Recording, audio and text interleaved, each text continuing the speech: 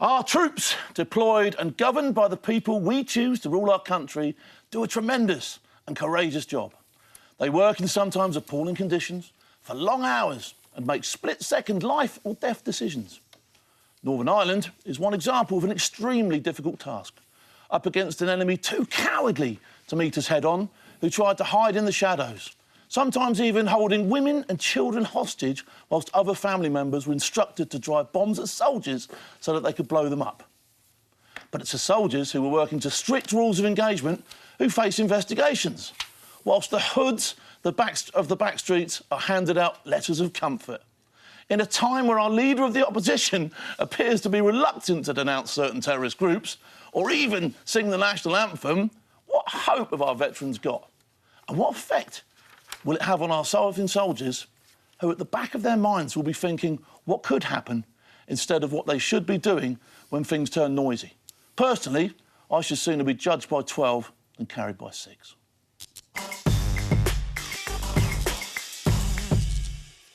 You won't hear a word of argument over what you've just said from me. I wholly agree. Before we get into the debate, we should probably see what the Prime Minister said about this in a PMQ, Prime Minister's Questions, earlier this month.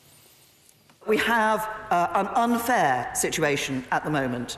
The situation we have at the moment is that the only people being investigated for things that happened issues that happened in the past are those in our armed forces or those who served in law enforcement in Northern Ireland.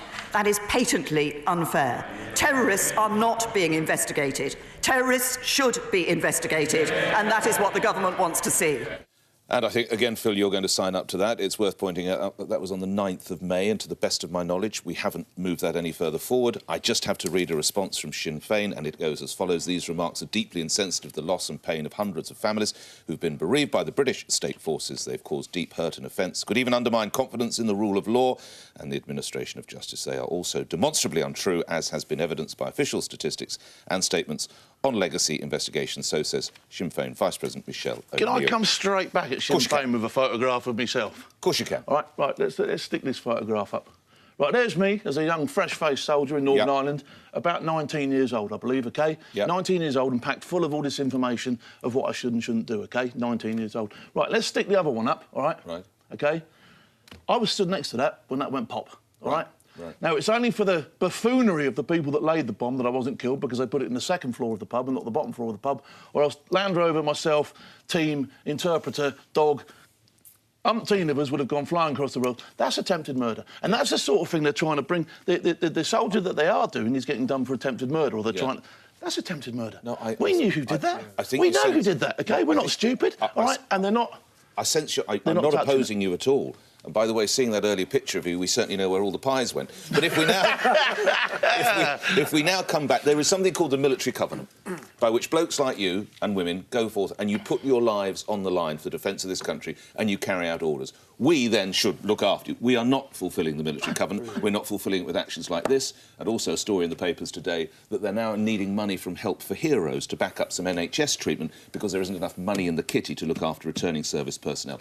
That is wrong, and this is wrong, and the investigations have to... But you would agree, lastly, before I yield, if a serving soldier had committed a crime, he, or possibly she, does need to be investigated. Yeah, 100%. Okay. If they've done wrong, and it's been proven that they've done wrong... But don't forget, we kept all our evidence, we logged everything we did in Northern Ireland, and we stacked it all up. So it would have been looked at before.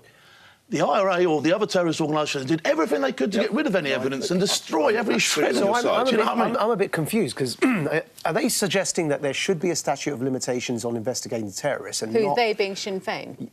No, Sinn Féin are saying the opposite. They're saying that all the security forces' deaths in the province should be continue to be investigated and not, the soldiers held to account. Because that's confusing, because from what I'm seeing, 70% of the killings have actually been by terrorists. Can I look at the Birmingham, look at the Birmingham bomb. Well, including loyalists. We need to finish on the statute of limitations because this is the issue that Phil says there should be a statute of limitations. These soldiers were doing carrying out the instructions of the state. They should not be investigated for murder. Anyway, it's all 40 years ago, and it's gone anyway. Well, Can we just... the guys that made these decisions to pull the trigger, and I have pulled the trigger in anger myself, and you don't get the privilege of sitting in a high-backed leather chair, OK, and 2 days to make that decision. You get a hair's breadth, And former Defence Secretary Sir Michael Fallon completely agrees with you. So can we just hear what he said, which is, this will not be just a witch hunt, but a one-sided witch hunt. Absolutely. IRA units did not keep records, as you say, or operate within regular command structures.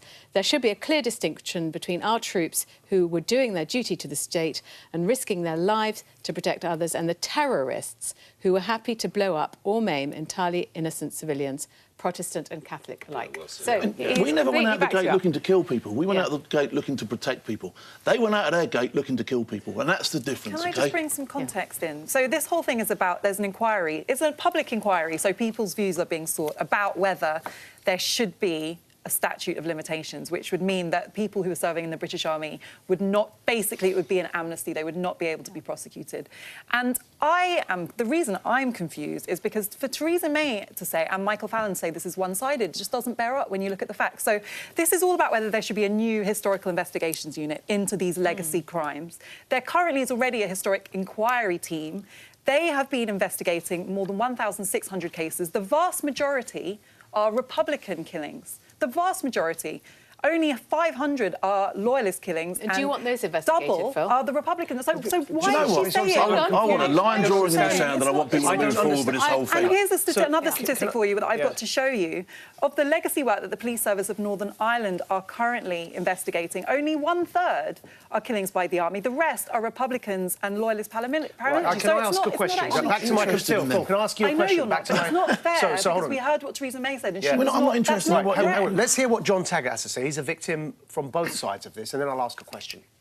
My father, who's murdered by the army, and my brother, who's murdered by the IRA. I would feel that, from my perspective, that I would want exactly the same for both. I would feel that each of them needs to be investigated thoroughly the same way, and that's what I've campaigned for. So when I heard that, I did a double take, because I had to listen carefully again to ask the question.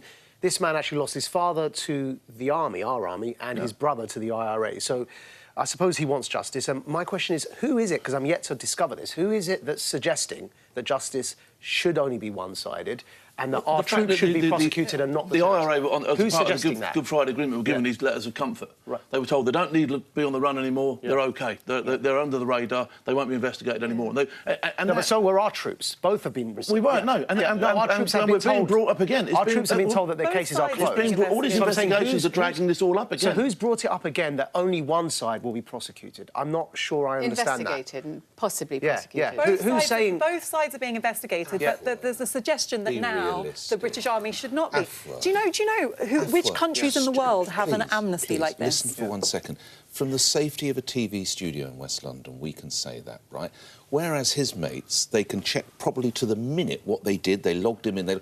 You honestly think you're going to be able to track down terrorists the same? This will be so one-sided. OK, so your argument is that against the... It's all very well. If it's good for them, it's good for us. Let's just draw a line in the sand and let's all move forward. Right. You know, is what I'd like to personally see. So are you saying, so I understand you, are you saying that because of Nick's point, because the records are meticulous for the soldiers and the IRA terrorists didn't keep records, it will institutionally discriminate against soldiers? That's one point to the argument. That's why they're investigations. They're not just looking at pieces of paper. Investigations, they're witch hunts. We've just heard from someone who's experienced 2 people in his family having been killed. Why is one victim more important than another victim? Where are we going to start the investigation for that Land Rover that we've just seen? No, seriously, where are we going to start the investigation for the blown-up Land Rover? You've missed the whole premise of this argument, which is that the soldiers who are in Northern Ireland were doing what they were told to do by our government. That's one of the things that would be being investigated. And the terrorists were coming out the door and actively trying to kill people and break the law. That's why... I wasn't trying to break the law when I walked around Northern Ireland with a gun. I was trying to hold the peace, and I was acting under the stringent regulation of the yellow card and the orders from my officers and superiors above me, OK? So why should I, even if I had done something that was deemed wrong, why should I be facing prosecution 40 years down the line? It's ridiculous, Afua. Come on, please. Because we live in a society that has rule of law, and the only countries that have an amnesty for these kind of killings are Argentina, Chile, and Well, no, Zimbabwe. I mean, no. What about another model? No, that is not the kind of country we are. No, what about what the Defence Committee recommended in 2017, which was a statute of limitations coupled with a truth recovery mechanism to help bereaved families? In other words, a truth and reconciliation committee that doesn't involve prosecuting soldiers. I mean, that has merit. That's an official suggestion, and it strikes me as not the only country. South Africa had that model, and of course we all applauded Nelson Mandela when he cooperated with that model. So perhaps we could, you know, help the bereaved families like John Taggart, who's lost people on both sides of this conflict, while not going after people like you that served our country.